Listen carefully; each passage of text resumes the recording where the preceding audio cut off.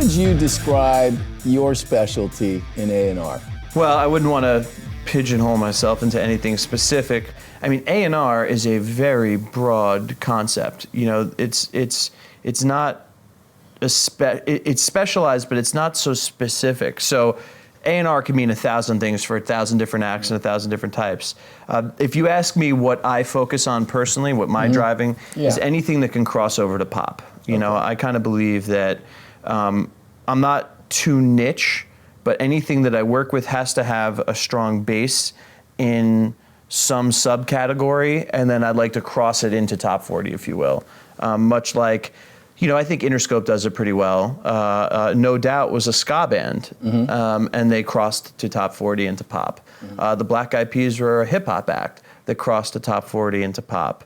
I kind of like that angle, and most of the acts that I work with, LMFAO was electro and hip hop, and we crossed it to pop. Lady Gaga was dance, and it crossed to pop. Okay, well, let me ask you this, and I think that, you know, we'll talk a little bit more about LMFAO in a second. So if you're trying to cross an act over into the pop genre, what are kind of the unique aspects of working in that pop genre that allow you to do that? I'm thinking about, you're a great networker, I know that. And we spoke to one of our friends, Aaron Bayshuk, who had a take on how you assemble things so that it has a shot at pop, whether it starts as pop or, you know, country, now pop, Taylor Swift's over. What are the aspects that you concentrate on to make that happen? Okay, so I would say, I mean, it's again, really good question and really broad, and I don't necessarily have a focused answer, but I'd say it's somewhere in the neighborhood of there's music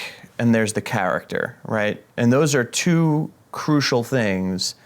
And I kind of view them independently, even though obviously they intertwine.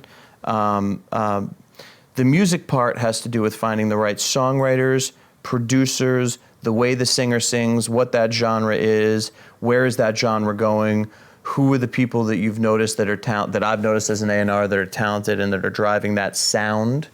And then there's the character, the story. Who is this person? What story are we telling? What emotion are they conveying? And each one has to have a certain amount of depth, I think, in order for them to intertwine properly. If I have a great character who's interesting and compelling, and I have these great talented writers, producers, you know, many times the artist themselves is the writer, that's when it gels together and comes together. A producer and a writer has to be inspired. They have to be inspired by the character and the story that they're telling, and then the character has to be inspired by the music they're singing. If one of those things is off, it doesn't come together, it doesn't work. And there's a lot of pop stars that break at first because it's all new and they're excited and there's this anticipation, anxiety, and uncertainty about who they are and what they are, and they're trying to figure it out, and they have an idea of who they want to be, and then they break, and it becomes very difficult to re-find that sense of themselves. And if they lose that sense of themselves, then the producers they're working with can't do it. And inspired by the character and the story that they're Pay no attention to me. Amateur here. Thank you. Go ahead. But yeah, so those are two really important aspects, I think, to making great pop music. Real quick follow-up question there on that. You know, if you're talking about producers and you're talking about writers and you're talking about artists and mixing those, as opposed to a rock band, my clients who that's all in the band here. How do you build your network of contacts to make that happen? Because it seems to me that you need to be out there in assembling pieces. You need to know where to find those pieces and which ones are going to work. Yeah, no, look, I think, you know, I'm a really aggressive networker, and I spend hours and hours and hours in the studio. I try and be in a studio every single night.